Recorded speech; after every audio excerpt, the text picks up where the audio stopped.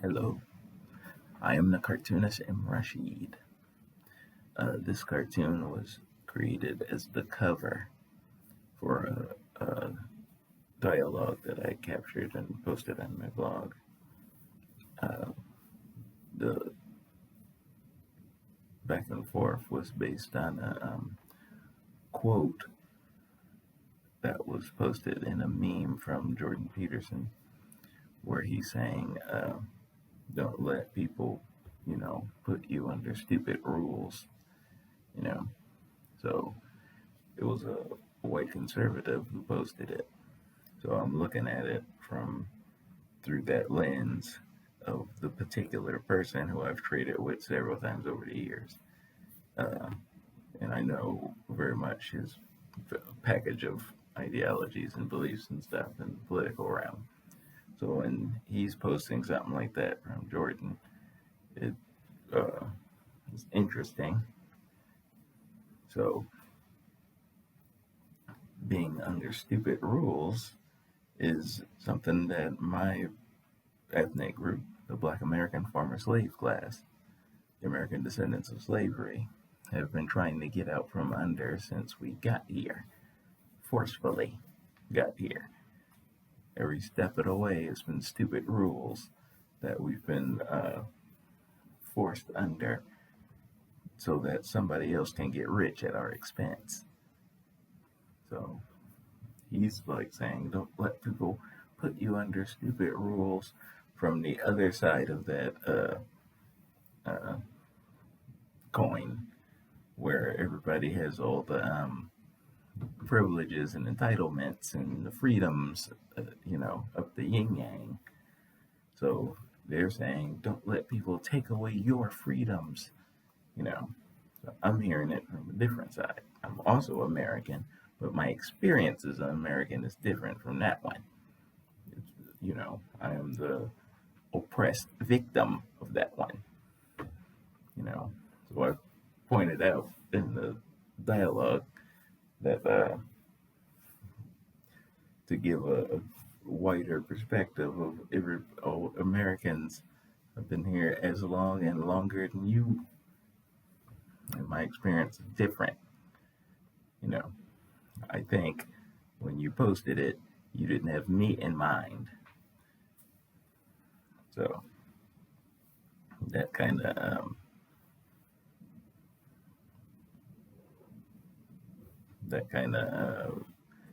narrow mind and how you see and how you define American. That comes with that folio. Yvette says a lot. She says that the government chooses winners and losers. You know, so if I saw a couple of posts earlier, one of them was pointing out the trying to defend the student loan debt forgiveness thing, and framing it as Americans are like being, taken care of and like getting a fair shot, and that like that's the language being used on that, you know. But the numbers show that the vast majority of student loan debt belongs to white people who are above the median wealth line, you know. So you're calling only the favorite group Americans. Everybody else who's not in that, that would be one thing. But the Biden administration was pointedly had his people market this as like, oh, closing the wealth gap item, which was a blatant lie. So if less than 15% of Black Americans even have student debt, how is that? How is that a racial wealth gap closing? A blatant lie. It's a free gift for the white middle class. That's what it means. You're just saying anything to me. So you're choosing the people you want to win, which is where all their whining and stuff comes from. Like, you remember the quotes pulled from Bernie Sanders with him and all. We've forgotten the white working class.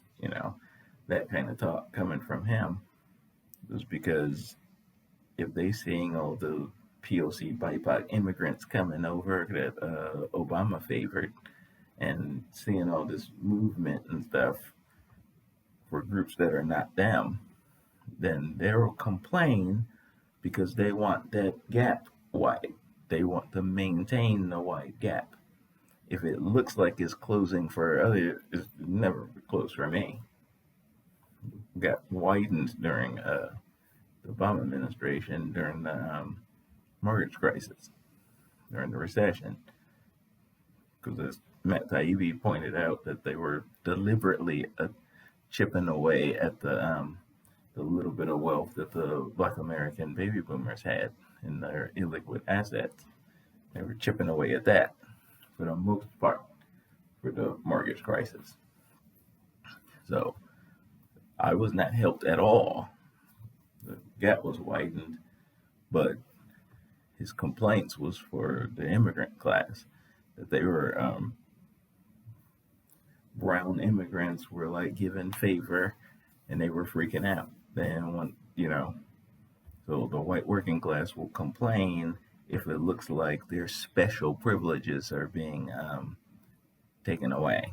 That's when they'll start bitching and crying and forming tea parties and getting open carry. If it looks like their special favor is threatened at all, then they'll act like the whole world is coming down. I don't want to be equal. I don't want that. I want to be a king in the earth. That's when they freak out. You have two lollipops, everybody else has one. We're going to give them two too. Whoa, did I need 5? That's the nature of the white working classes bitching. Because they're incredibly selfish and greedy, on brand. So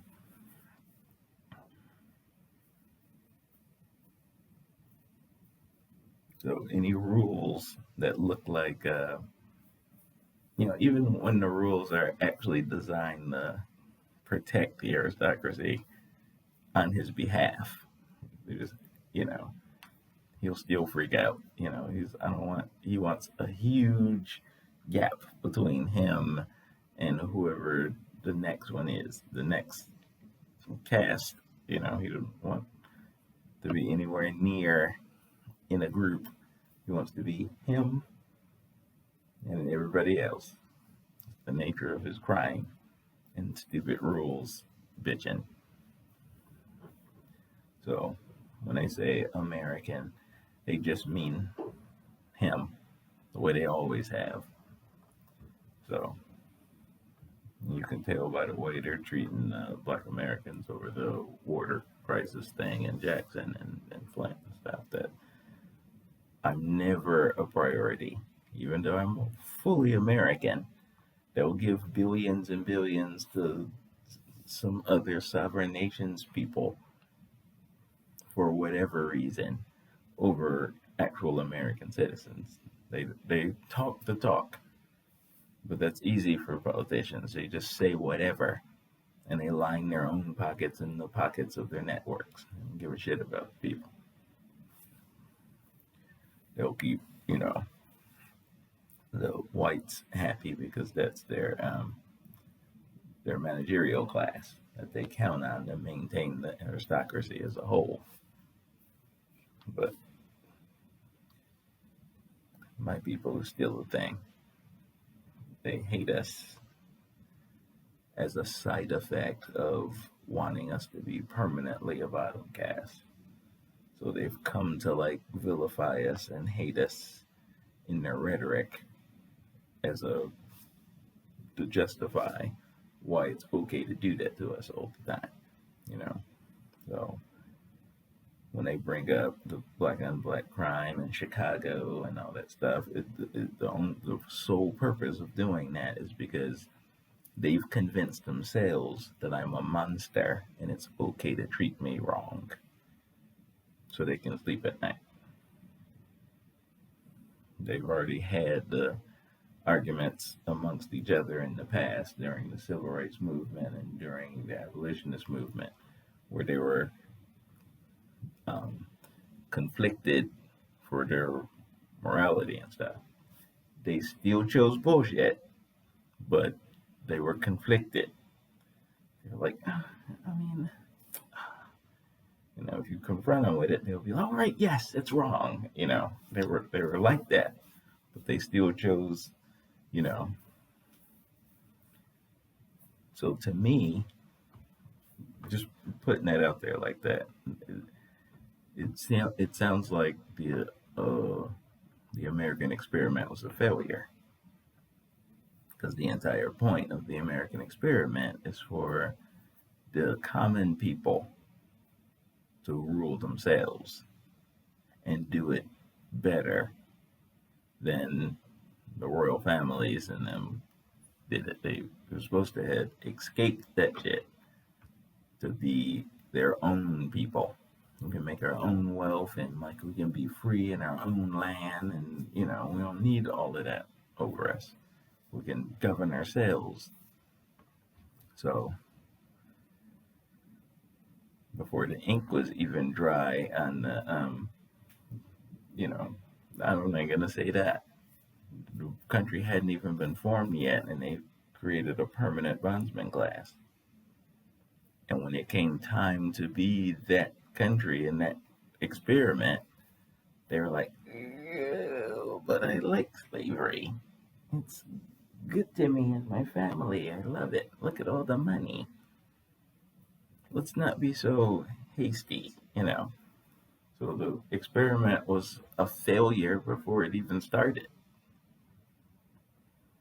Greed. Greed taints all of it.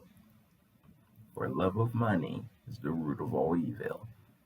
That's tracking down the money. Is there money involved? Where is it? Is there a lot of it? Follow where those streams go, and then you'll see, oh, okay, this is why this is the way it is. The bigger the money, the bigger the corruption, the bigger the, psychosis involved.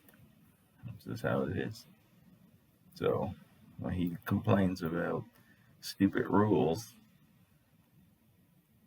it means I'm going to get less. I got to share with other people. That's what it means. That's what he's freaking out about. Peace.